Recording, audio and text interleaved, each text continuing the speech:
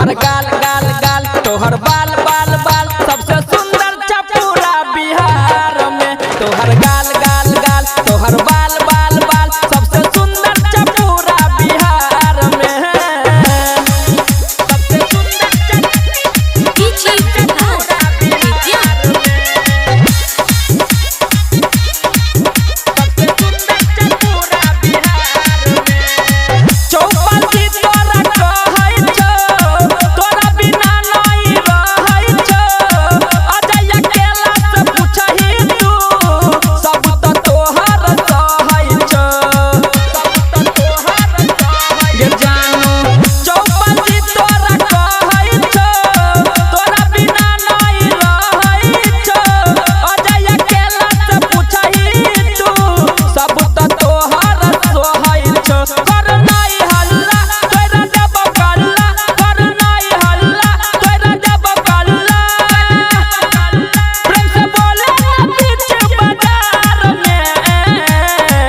तोहर गाल गाल गाल तोहर बाल बाल बाल सबसे सुंदर पूरा बिहार में। तोहर गाल गाल गाल तोहर बाल